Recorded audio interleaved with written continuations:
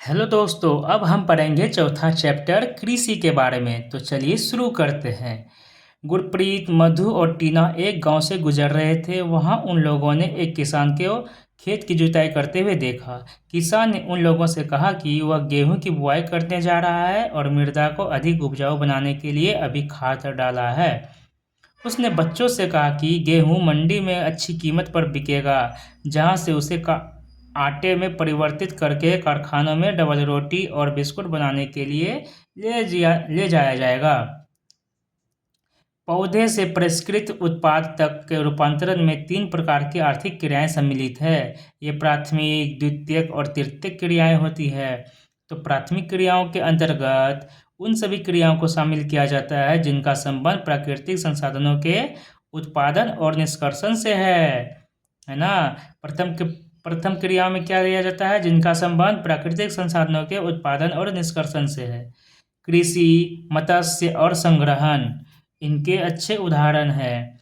द्वितीय क्रिया क्या है कि इन संसाधनों के प्रसंस्करण से संबंधित है। द्वितीय क्रिया क्या है? इन संसाधनों के प्रसंस्करण से संबंधित है। इस्पात, विनिर्माण, डबल रोटी पकाना और कपड़ा बुनना इन प्रक्रियाओं के उदाहरण है ना। डबल रोटी बनाना और कपड़ा बुनना द्वितीय क्रियाएं हैं। तृतीय क्रिया क्या है? तो प्राथमिक और द्वितीय क्षेत्र को सेवा कार्यों द्वारा सहयोग प्रदान करती है। यह यातायात, व्यापार, बैंकिंग, बीमा और विज्ञापन तृतीय क्रियाओं के उदाहरण हैं। यातायात, व्यापार, बैंकिंग, बीमा और विज्ञापन क्या है? ये तृतीय क्रियाओं के उदाहरण हैं। अब पढ़ते हैं आगे। कृषि कृषि एक प्राथमिक क्रिया है। कृषि क्या है? एक प्राथमिक क्रिया है। फसलों, फलों, सब्जियों, फूलों को उगाना और पशुधन पालन इसमें शामिल है। विश्व में 50% लोग कृषि से संबंधित क्रियाओं में संलग्न है। भारत की 2/3 जनसंख्या अब तक कृषि पर ही निर्भर है। अनुकूल स्थलाकृति, मृदा और जलवायु कृषि क्रियाकलाप के लिए अनिवार्य है। जिस भूमि पर फसलें उगाई जाती है कृषिगत भूमि कहलाती है। आप मानचित्र में देख सकते हैं कि कृषि क्रियाकलाप विश्व के उन्हीं प्रदेशों में संकेंद्रित है जहां फसल उगाने के लिए उपयुक्त कारक विद्यमान है। शब्द उत्पत्ति हुआ एग्रीकल्चर। एग्रीकल्चर को जानते हैं कि शब्द की उत्पत्ति लैटिन शब्द है ना। एग्रीकल्चर का उत्पत्ति कहाँ से हुआ है? इस शब्द की उत्पत्ति लैटिन शब्दों से एगर या एग्री जिसका अर्थ होता है मृदा और कल्चर जिसका अर्थ कृषि करने से हुई है।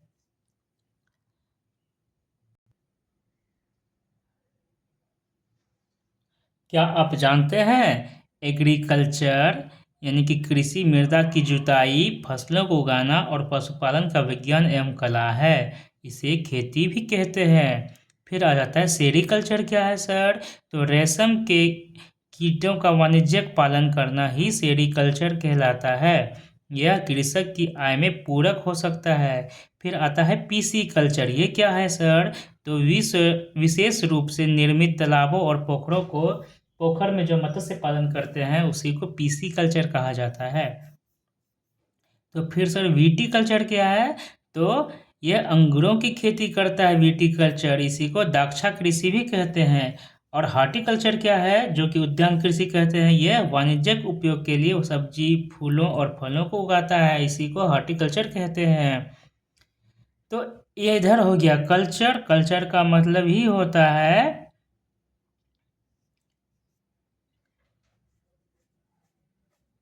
एग्रीकल्चर शब्द की उत्पत्ति लैटिन शब्द से एग्री जिसका अर्थ मृदा और कल्चर था। हाँ चलिए, agriculture, sericulture, PC culture, VT culture और हॉर्टिकल्चर। एग्रीकल्चर क्या है? मृदा की जुताई, फसलों को उगाना और पशुपालन का विज्ञान एवं कला है। ठीक है। उसके बाद सेरीकल्चर क्या है? ये रेशम के कीटों का पालन है। पीसी कल्चर क्या है? मत्स्य पालन का है। वीटी कल्चर क्या है? अंगूरों का खेती का है।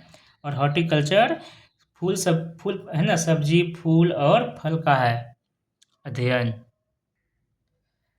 अब पढ़ते हैं सिंचाई, निराई और कटाई इसकी कुछ संक्रियाएं हैं। इस तंत्र के निर्गत के अंतर्गत फसल, ऊन, डेयरी और कुक्कुट उत्पाद आते हैं। है ना। कृषि तंत्र के बारे में बताया जा रहा है। तो पढ़ते हैं आगे कृषि के प्रकार। अब कृषि के प्रकार पढ़ेंगे। अभी कृषि के तंत्र पढ़े, अब प्रकार पढ़ते हैं। विश्व में कृषि विभिन्न तरीकों से की जाती है। भौगोलिक दशाओं, उत्पाद की मांग, श्रम और प्रौद्योगिकी के स्तर के आधार पर कृषि दो मुख्य प्रकारों में वर्गीकृत है। ये है निर्वाह कृषि और वाणिज्यिक कृषि। अब हम जानेंगे निर्वाह कृषि किसे कहते हैं। इस प्रकार की कृषि कृषक परिवार की आवश्यकताओं को पूरा करने के लिए की जाती है। पारंपरिक रूप से कम उपज प्राप्त करने के लिए निम्न स्तरीय प्रौद्योगिकी और पारिवारिक श्रम का उपयोग किया जाता है।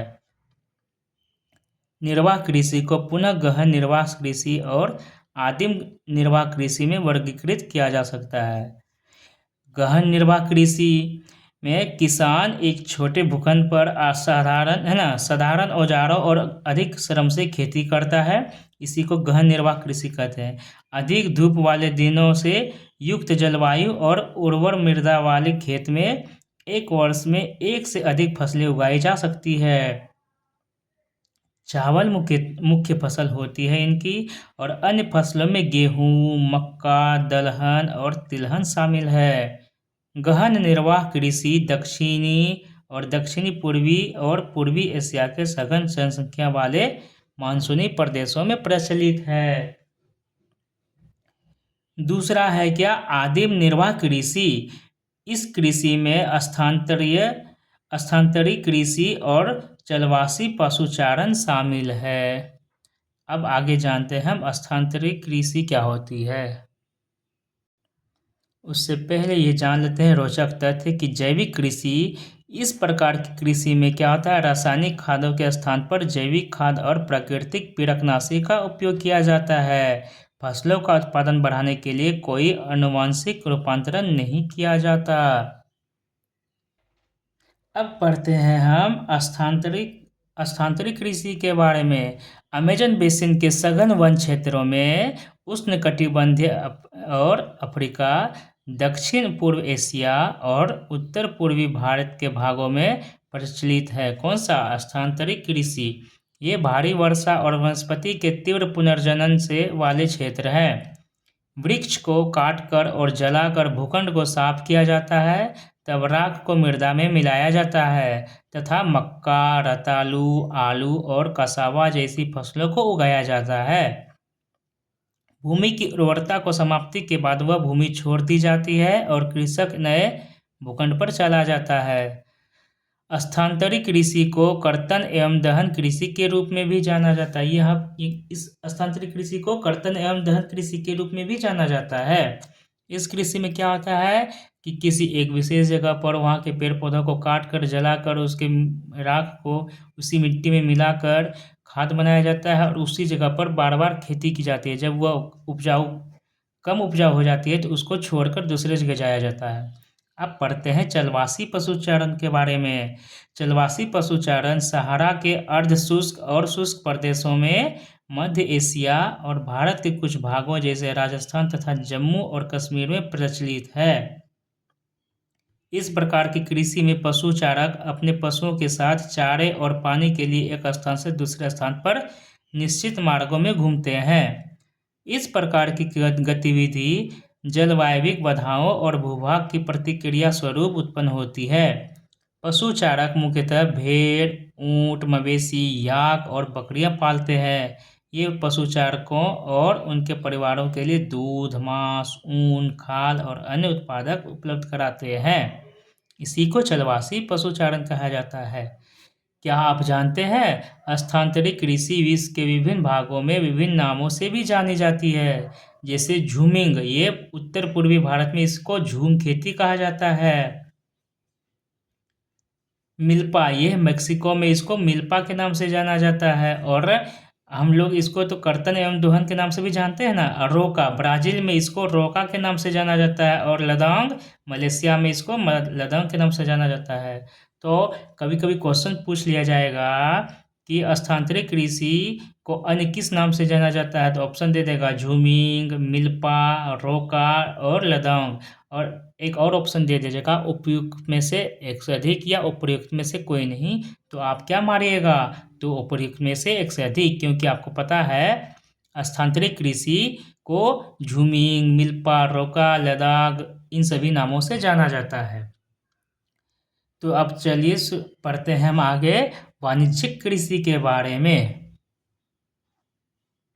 जैसा कि हम जानते थे, कृषि को 2 वर्गों में वर्गीकृत किया गया है, एक निर्वाह कृषि, दूसरा है वाणिज्यिक कृषि। निर्वाह कृषि तो हम समझ लिए कि जो सिर्फ हम अपने खाने पीने के लिए जहाँ पर खेती करते हैं उसको निर्वाह खेती कहते हैं या निर्वाह कृषि कहते हैं। अब वाणिज्यिक कृषि में क्या होगा, हम उस उपजाए गए अनाज को बेच भी सकते हैं। चलिए जानते हैं इसके बारे में। वाणिज्यिक कृषि में फसल उत्पादन और पशुपालन बाजार में विक्रय हेतु किया जाता है, समझ गए ना, बेचने के लिए। इसमें विस्तृत कृषि क्षेत्र और अधिक पूंजी का उपयोग किया जाता है। अधिकांश कार्य मशीनों के द्वारा किया जाता है। वाणिज्यिक कृषि में वाणिज्यिक अनाज कृषि, मिश्रित कृषि और रोपण कृषि शामिल है। अब वाणिज्यिक अनाज कृषि क्या है, तो इसमें क्या होता है, वाणिज्यिक अनाज कृषि में फसलें वाणिज्यिक उद्देश्य से उगाई जाती है। गेहूं और मक्का सामान्य रूप से उगाई जाने वाली फसलें हैं। उत्तर अमेरिका, यूरोप और एशिया के शीतोष्ण घास के मैदान। कौन सा? उत्तर अमेरिका, यूरोप और एशिया के जो शीतोष्ण घास के मैदान है वहाँ पर वाणिज्यिक अनाज कृषि के प्रमुख क्षेत्र हैं। ये क्षेत्र सैकड़ों हेक्टेयर के बड़े फार्मों से युक्त विरल आबादी वाले हैं। अत्यधिक ठंड वर्धन काल को बाधित करती है और केवल एक ही फसल उगाई जा सकती है। अब पढ़ते हैं मिश्रित खेती कृषि के बारे में। भूमि का उपयोग भोजन व चारे की फसलें उगाने और पशुधन पालन के लिए किया जाता है। यह यूरोप, पूर्वी संयुक्त राज्य अमेरिका, अर्जेंटीना, दक्षिण पूर्वी ऑस्ट्रेलिया, न्यूजीलैंड और दक्षिण अफ्रीका में प्रचलित है। उसी में से अब हम पढ़ेंगे तीसरा रोपण कृषि के बारे में। वाणिज्यिक कृषि का एक प्रकार है। वो रोपण कृषि क्या है? एक वाणिज्यिक कृषि का प्रकार है जहाँ चाय, कहवा, काजू, रबर, केला, चाय, कहवा, काजू, रबर, केला तथा कपास की एकल फसल उगाई जाती है। चाय भी हो गया, कहवा भी हो गया, काजू, रबर, केला, कपास, ये क्या है? रोपण कृषि है। इसमें वृहद पैमाने पर श्रम और पूंजी की आवश्यकता होती है।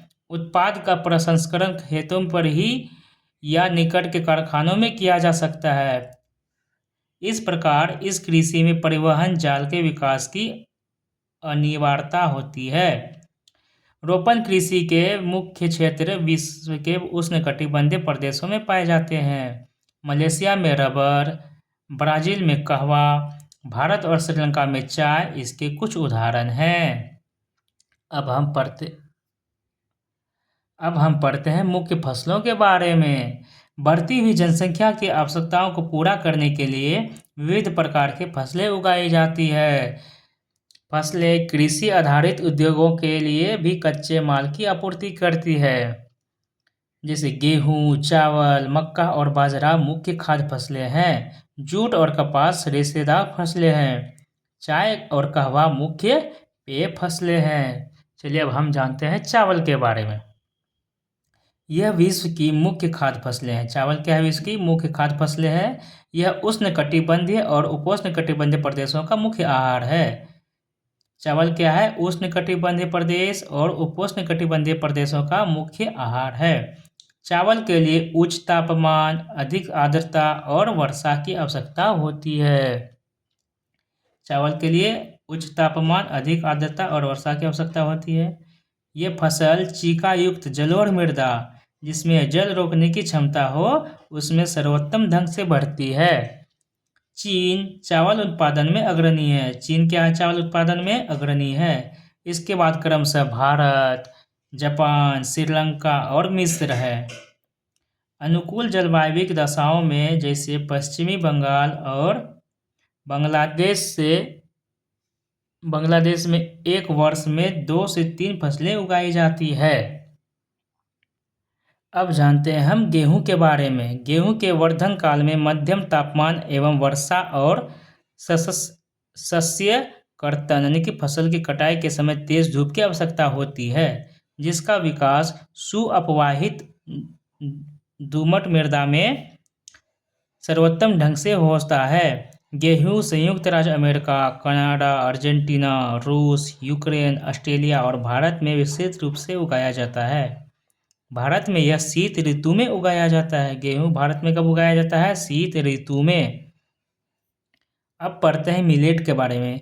ये मोटे अनाज के रूप में भी जाने जाते हैं और कम उपजाऊ तथा बलुई मृदा में उगाई जा सकती है। ये ऐसी फसल है जिससे कम वर्षा और उच्च से मध्यम तापमान तथा पर्याप्त सूर्य प्रकाश की आवश्यकता होती है। ज्वार, बाजरा और रागी भारत में उगाए जाते हैं। नाइजीरिया, चीन और नाइजर इसके अन्य उत्पादक देश हैं। किसके? तो मिलेट के। मिलेट क्या है? मोटे अनाज है। अब पढ़ते हैं मक्का के बारे में। इसके लिए मध्यम तापमान, वर्षा और अधिक धूप की आवश्यकता होती है। इसे सुअपवाहित उपजाऊ मृदा की आवश्यकता होती है। जैसे मक्का उत्तर अमेरिका, ब्राज़ील, चीन, रूस, कनाडा, भारत और मैक्सिको में उगाई जाती है। अब पढ़ते हैं। क्या आप जानते हैं मक्का को कॉर्न के नाम से भी जाना जाता है। विश्व में इसकी विभिन्न रंग बिरंगी प्रजातियां पाई जाती है। अब पढ़ते हैं हम आगे कपास के बारे में। इसकी वृद्धि के लिए उच्च तापमान है ना। कपास की वृद्धि के लिए क्या चाहिए हमको? हाई टेम्परेचर चाहिए और हल्की वर्षा चाहिए। 200 से 210 पाला रहित दिन और तेज चमकीली धूप की आवश्यकता होती है। यह काली कपास क्या है? यह काली और जलोढ़ मृदा में सर्वोत्तम उगती है। चीन, संयुक्त राज्य अमेरिका, भारत, पाकिस्तान, ब्राजील और मिस्र कपास के अग्रणी उत्पादक हैं। यह सूती वस्त्र उद्योग के लिए एक महत्वपूर्ण कच्चा माल है। अब पढ़ते हैं आगे हम पटसन के बारे में।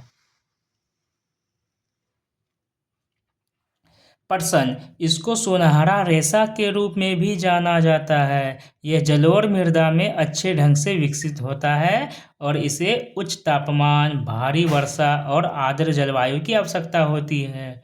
यह फसल उष्णकटिबंधीय क्षेत्र में उगाई जाती है। भारत और बांग्लादेश पटसन के अग्रणी उत्पादक हैं। भारत और बांग्लादेश क्या है? इसके अग्रणी उत्पादक हैं। अब पढ़ते हैं हम कॉफ़ी के बारे में। इसके लिए गर्म एवं आर्द्र जलवायु और सुअपवाहित दोमट मृदा की आवश्यकता होती है। कॉफ़ी के लिए क्या है? गर्म एवं आर्द्र जलवायु चाहिए। उसके बाद सुअपवाहित दोमट मृदा की भी आवश्यकता होती है। इस फसल की वृद्धि के लिए पर्वतीय ढाल अधिक उपयुक्त होती है। जैसे ब्राज़ील कॉफ़ी का सबसे अग्रणी उत्पादक देश है। कॉफ़ी का सबसे अग्रणी उत्पादक देश कौन सा है? ब्राज़ील। इसके पश्चात कोलंबिया और भारत भी हैं। एक रोचक तथ्य पढ़ते हैं कि कॉफ़ी के पौधे की खोज किसने की थी। कॉफ़ी की खोज के विषय में विभिन्न कहानियां प्रचलित हैं। लगभग 850 ईस्वी में काल्दी नाम का एक अरबवासी जो बकरी चराने वाला था, अपनी बकरियों की अनोखी उछल कूद और हरकतों को देखकर परेशान था। एक दिन उसने भी उस सदाहरित पौधे की फलियों को चखकर देखा जिन्हें उसकी बकरियां प्रतिदिन खाया करती थी। उसने आनंद के भाव का अनुभव करने के बाद अपनी खोज के विषय में संसार को भी बताया।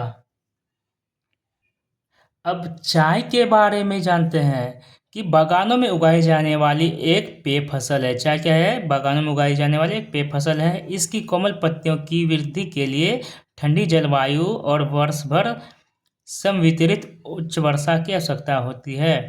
इसके लिए सुअपवाहित दोमट मृदा चाहिए और मंद ढाल की आवश्यकता होती है।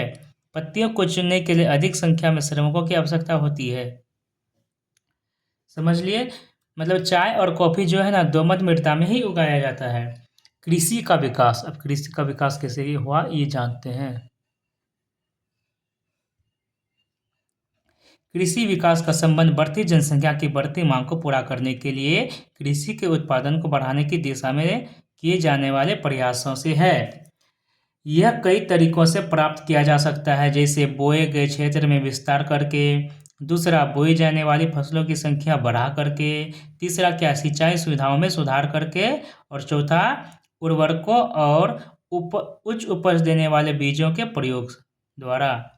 पांचवा क्या है? कृषि का मशीनीकरण की भी कृषि के विकास का एक अन्य पहलू है। कृषि के विकास का चरम लक्ष्य खाद्य सुरक्षा को बढ़ाना है। कृषि का विकास विश्व के विभिन्न भागों में विभिन्न गतियों से हुआ है। अधिक जनसंख्या वाले विकासशील देश अधिकतर गहन कृषि करते हैं, जहाँ छोटी जोतों पर सामान्यतः जीविकोपार्जन के लिए फसलें उगाई जाती है। ना, जीविकोपार्जन के लिए जो फसलें उगाई जाती है उसे ही तो गहन खेती कहते हैं। जहाँ छोटी जोतों पर सामान्यतः जीविकोपार्जन के लिए उगाई जाती है। चलिए ठीक है। बड़ी जोतें वाणिज्यिक कृषि के लिए अधिक उपयुक्त होती है, जैसे संयुक्त राज्य अमेरिका, कनाडा और ऑस्ट्रेलिया में। क्या आप जानते हैं, सॉरी पढ़ लेते थोड़ा सा और लाइन है कि आओ हम दो फर्मों, एक भारत और दूसरे संयुक्त राज्य अमेरिका के वस्तु स्थिति अध्ययनों की सहायता से विकासशील और विकसित देशों की कृषि के विषय में जानें। इससे पहले हम जानते हैं कि क्या आप जानते हैं कि खाद्य सुरक्षा तभी बनी रहती है जब सभी व्यक्तियों की क्रियाशील और स्वस्थ जीवन जीने के लिए आहार की आवश्यकता और प्राथमिकता के आधार पर हर समय पर्याप्त, सुरक्षित और पौष्टिक खाद्य पदार्थ की सुविधा उपलब्ध हो। तो चलिए आगे पढ़ते हैं। भारत का एक फॉर्म, हम क्या जान रहे थे इसमें, क्या पढ़ेंगे इसमें, भारत का एक फॉर्म और संयुक्त राज्य अमेरिका का एक फॉर्म। चलिए पढ़ते हैं भारत के फॉर्म में। उत्तर प्रदेश के गाजीपुर जिले में आलिदाबाद एक छोटा सा गांव है, जिसमें मुन्ना लाल इस गांव का एक छोटा किसान है, जिसके पास लगभग 1.5 हेक्टेयर का एक फार्म है। उसका आवास मुख्य गांव में है। वह अधिक उपज देने वाले बीजों को बाजार से वर्षों के एकांतर पर खरीदता है। उसकी भूमि उर्वर है और वह वर्ष में कम से कम 2 फसलें, सामान्यतः गेहूं या चावल दालें उगाता है। किसान अपने मित्रों और बुजुर्गों के साथ साथ सरकारी कृषि अधिकारियों से कृषि कार्यों के संबंध में सलाह लेता है। वह अपने खेत की जुताई के लिए भाड़े पर ट्रैक्टर लेता है। यद्यपि उसके कुछ मित्र अभी भी बैलों से खेतों को जोतने की परंपरागत विधि का प्रयोग करते हैं। समीप के खेत में एक नलकूप है, जिसे वह अपने खेत की सिंचाई के लिए भाड़े पर लेता है। मुन्ना लाल के पास 2 भैंसें और कुछ मुर्गियां भी है। वह निकट के शहर में स्थित सहकारी भंडार में दूध बेचता है। वह वहां का एक सदस्य है। सहकारी समिति उसके जानवरों के लिए चारे के प्रकार, पशुधन और स्वास्थ्य के सुरक्षात्मक उपायों और कृत्रिम गर्भाधान के संबंध में भी सलाह देती है। कृषि के विविध कार्यों में परिवार के सभी सदस्य उसकी सहायता करते हैं। कभी कभी वह बैंक या कृषि सहकारी समिति से बीजों की उच्च उपज वाली किस्मों और औजारों को खरीदने के लिए ऋण भी लेता है। वह अपने उत्पाद को निकट के शहर में स्थित मंडी में बेचता है। अधिकांश किसानों के पास भंडारण सुविधाओं की कमी होती है, इसलिए वे बाजार के अनुकूल ना होने पर भी अपने उत्पादों को बेचने के लिए विवश होते हैं। हाल के वर्षों में सरकार ने भंडारण की सुविधाओं के विकास के लिए कुछ कदम उठाए हैं। समझ गए। अब पढ़ते हैं संयुक्त राज्य अमेरिका का एक फॉर्म, उसको। संयुक्त राज्य अमेरिका में एक फर्म का औसत आकार भारतीय फर्म की तुलना में बहुत बड़ा होता है। संयुक्त राज्य अमेरिका में एक प्रारूपिक फार्म का आकार 250 हेक्टेयर का होता है, तो यहीं पर हमारा 1.5 हेक्टेयर का था। किसान सामान्यतः फार्म में रहता है। मक्का, सोयाबीन, गेहूं और चुकंदर यहाँ उगाई जाने वाली कुछ महत्वपूर्ण फसलें हैं। संयुक्त राज्य अमेरिका के मध्य पश्चिम में स्थित आयोवा राज्य के एक किसान, जो हॉर्न के पास 300 हेक्टेयर भूमि है, वह अपने खेत में मक्का तब उगाता है जब वह आश्वस्त हो कि मृदा और जल संसाधन इस फसल की आवश्यकता को पूरा कर देंगे। फसल को नुकसान पहुंचाने वाले पीड़कों पर नियंत्रण के लिए पर्याप्त उपाय किए जाते हैं। समय समय पर वह मृदा के नमूनों को मृदा परीक्षण प्रयोगशाला में जांच के लिए भेजता है कि उसमें पर्याप्त पोषक तत्व है या नहीं। ये परिणाम, जो हॉर्न को वैज्ञानिक उर्वरक कार्यक्रम की योजना बनाने में मदद करता है, उसका कंप्यूटर उपग्रह से कुछ जुड़ा हुआ है, जो उसे उसके खेत की यथार्थ तस्वीर देता है। यह रासायनिक उर्वरकों और कीटनाशकों का आवश्यकता अनुसार प्रयोग करने में उसकी मदद करता है। वह ट्रैक्टरों, बीज बोने की मशीनों, समतल संयुक्त हार्वेस्टर और थ्रेशर का उपयोग कृषि संबंधी विविध संक्रियाओं में करता है। अनाज स्वचालित अन्न भंडार में संचित किए जाते हैं अथवा बाजार अभिकरणों में भेजे जाते हैं। संयुक्त राज्य अमेरिका में किसान एक व्यवसाय की तरह काम करता है, ना कि एक खेतिहर किसान की तरह। तो इस प्रकार हमारा यह चैप्टर समाप्त हुआ। अब इसके कुछ ऑब्जेक्टिव देख लेते हैं कि उद्यान कृषि का क्या अर्थ है। तो उद्यान कृषि का अर्थ है फलों व सब्जियों को उगाना। सुनहरा रेशा से अभिप्राय क्या है? ये पटसन जो है ना, हम जिसको जूट कहते हैं, यही है हमारा सुनहरा रेशा। कॉफी का प्रमुख उत्पादक देश कौन सा था? ब्राजील था। तो इस प्रकार यह चैप्टर समाप्त होता है। मिलते हैं आपसे अगले वीडियो में अगले चैप्टर के साथ।